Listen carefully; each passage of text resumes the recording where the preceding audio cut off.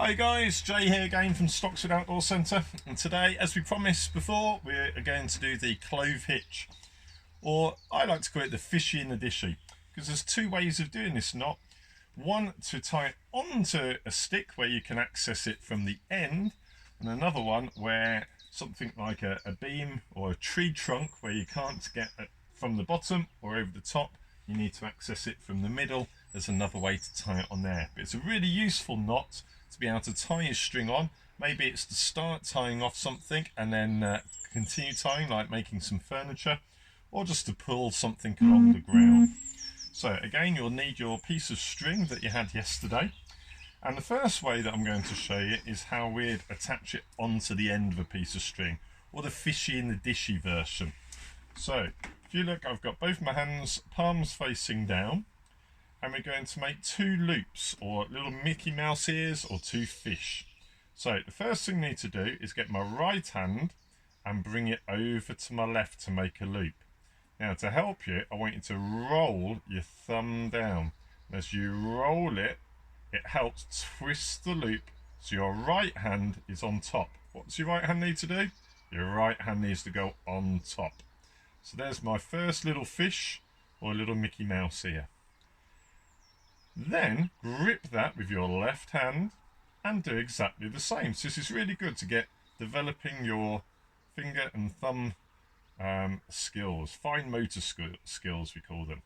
So let's do that again. We're going to roll our thumb down to twist it, and as we twist it, we're moving it over so the right comes on top of the left. Can you do that again? So twist it and right goes on top of the left.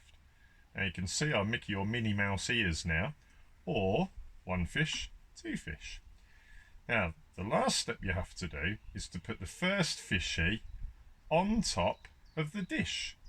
The fish goes in the dish.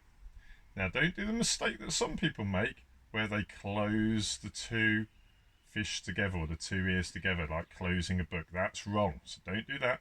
Put the fish on top of the dish. Now you've got one loop on top of another, and if you poke your stick through those two loops and then pull the two ends, keeping those loops together, you create your fishy in the dishy, or your clove hitch.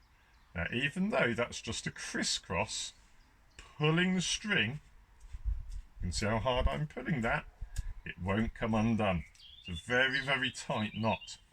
But the beauty of it is a little wiggle in the middle, and if you lift those loops off, and if you can find some fairy dust, you're going to blow some fairy dust on it after 3, 1, 2, 3, it's undone again. So let's see if we can do that trick again. So we're going to get our hands facing away, palms down, hold it close together, don't hold it wide apart, hold them close together, and twist your thumb down and bring it towards the other hand to make one loop. Can you see what we're doing there? Right on top of left. Say that after me. Right on top of left. Grab that and do exactly the same again. Just a little bit away from your left hand. Right on top of left. So we've done right on top of left, right on top of left, and lastly, left on top of right. And there is our fishy on our dishy. Poke it through a stick, pull the two ends, and you'll notice that you get that crisscross shape. Keep those two fish, those loops, nice and tight together. If they're spaced apart, it won't tighten so well. So keep those tight together, and there's your way of being to pull something along the ground maybe, or to tie on. And then we'll look at some other lashes where we're tying other sticks together in our other sessions. This is a great way to tie on. So last year when we were making a chair, every time we tied the string on, we did a clove hitch before we lashed on our next part. Remember how to undo it? Give it a little wiggle just to loosen it off. Slide it off, and then a little bit of fairy dust, out it comes.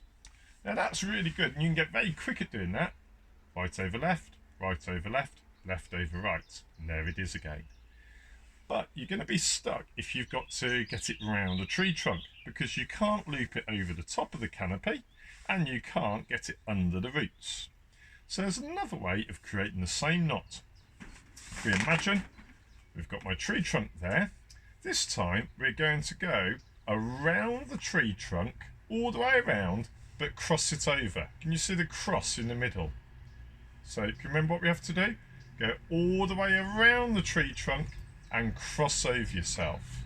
Now the last step is to go around again, but go underneath the cross. Where do you go? Over the top or underneath? Underneath the cross. So there it goes, poke it underneath. Use both your hands to do that. Can you see it going underneath the cross? And then pull those together. Tidy it up, remember we always like to keep our knots tidy. Now you'll notice it looks just like it did before with our crisscross. And that again is our clove hitch. How do you undo it? Wiggle one end and it loosens nice and easily. Should we try that clove hitch again? So imagine this is our tree trunk, or it might be a handrail if it's horizontal. We're going all the way around our tree trunk. What do we do next? Can you remember? We've got to cross them, haven't we?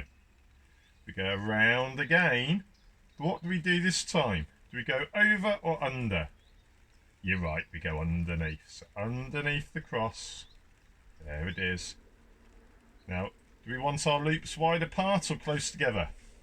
You're right, we want them close together. Pull them nice and tight.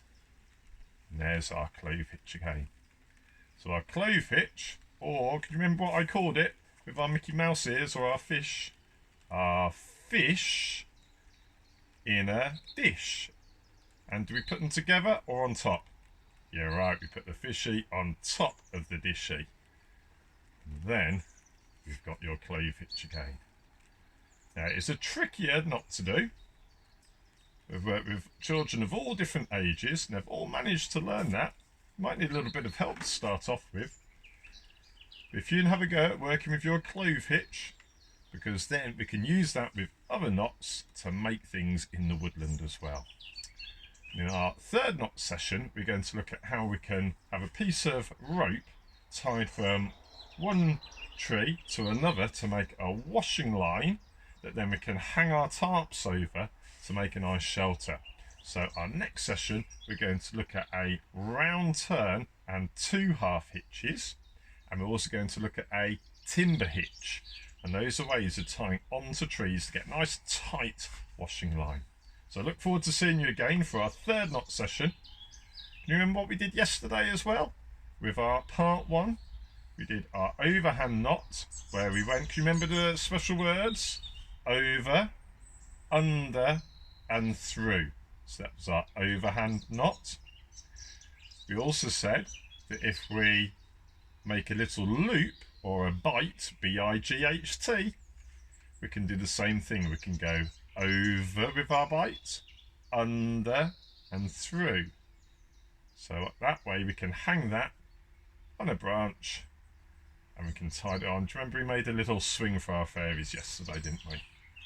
And lastly, if you want a really big knot, remember we talked about your string fraying at the end, you can do a double overhand knot. So we go over, under and through, and we do that again. Over, there it is, under and through. So it's got 2 twists.